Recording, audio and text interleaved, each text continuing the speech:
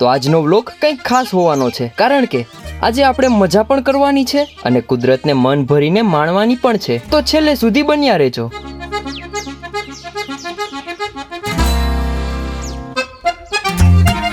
તો હું છું એવીઆઈ સોલંકી અને આજે કંઈક એવું થવાનું હતું કે બાઇક નથી પણ રિક્ષામાં બેસીને અમારી સફર શરૂ થઈ ગઈ છે. તો તડકો પણ એવો છે કે વાત ન પૂછો. એટલે મેં તો મોઢું કવર કરી લીધું છે અને કાળા ચશ્મા ચડાવી લીધા છે. તો નમસ્કાર અને આટલો બધો પ્રેમ આપવા બદલ તમારા બધાનો ખૂબ ખૂબ આભાર. તો આજના સફરમાં આપણી પાસે બે સ્પેશિયલ ગાઈડ છે, એક પિયુબેન અને એક હેમુબેન.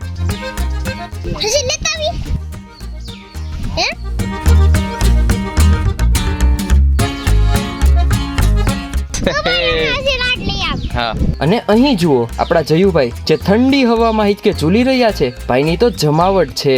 અને પછી ત્યાંથી આગળ વધ્યા તો લીલા ઘાસ પરથી ચાલવાની મજા જે છે તે અલગ જ હતી. ત્યારે જે શાંતિ મળી એ શબ્દોમાં વર્ણવી શકાય એવી નથી. ત્યાં જ આપણી નાની નાની બહેનોએ ટમેટા પાડવાનું શરૂ કર્યું અને વહાલથી આપણા છોટું જયુને આપવા લાગ્યા. સાથે ભેગી કરીને મને પણ આપે છે. એમનું વિશાળ દિલ જોઈને ખરેખર આનંદ થયો.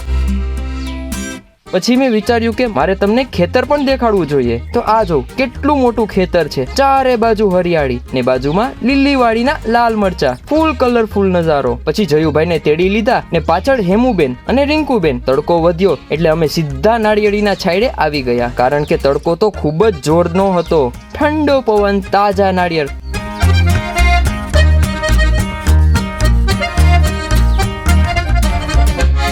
અને દૂધી જોઈને તો એમ થાય છે કે દૂધી ખાઓ ને બુદ્ધિ લાવો. પછી તો મેં પણ હિંચકે બેસી ઝૂલવાનું નક્કી કર્યું ને ઝૂલવાનું શરૂ પણ કરી દીધું.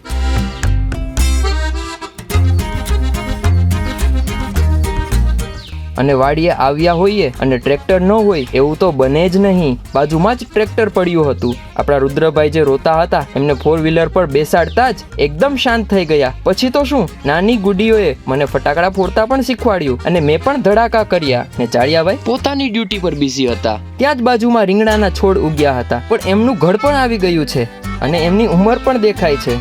આગળ ચાલતા ચાલતા ડુંગળીના છોડ જોયા. મને તો ખબર પણ નહોતી કે ડુંગળી આવી રીતે ઉગતી હશે. ત્યાં બધા લોકો મહેનત કરતા નજરે પડ્યા છે. પછી થાક લાગ્યો એટલે ખાટલે બેસ્યા. અને આ જો તાજા લીંબુ, લીલા લીલા. અને બાજુમાં જ નાના નાના દાડમ જે હજુ બાલ્ય અવસ્થામાં લાગે છે. પછી તો આ બંને બહેનોએ ક્રિકેટ રમવાનું શરૂ કર્યું.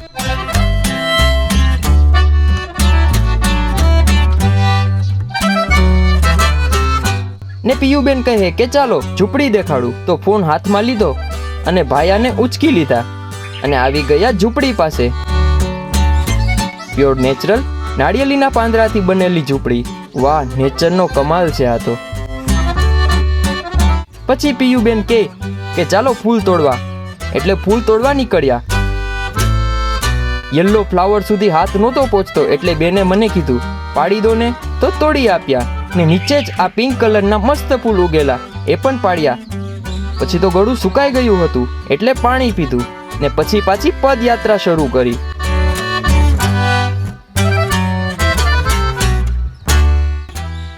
ટેફા પર ચાલતા ચાલતા આવી ગયા મોટા મોટા ખીલેલા ફૂલ પાસે, મતલબ કે કોબી. અને બાજુમાં જ ધનિયા ઉગેલા હતા. આગળ ચાલતા જ સરંગવો, લાંબી લાંબી લાકડી જેવી એની सींग જોવા મળી.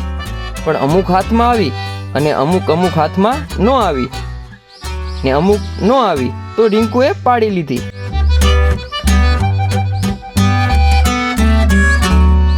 પછી તો જેમ જેમ ચાલતા જઈએ એમ નવી નવી વસ્તુઓ જોવા મળતી હતી. હવે આવી ગયા ચીકુના વૃક્ષ પાસે, પણ ચીકુ હજુ કાચા હતા એટલે ન પાડ્યા.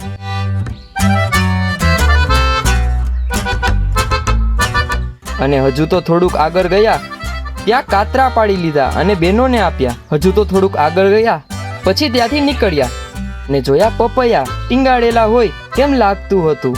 ને પછી બેસી ગયા રિક્ષામાં. ખરેખર તો ભગવાનના આશીર્વાદથી પ્રકૃતિના ખોળે જે આનંદ મળ્યો છે એ અદ્ભુત હતો. આશા છે કે તમને આ દેશી વ્લોગ ગમ્યો હશે. મળીએ આવતા વ્લોગમાં. આવજો.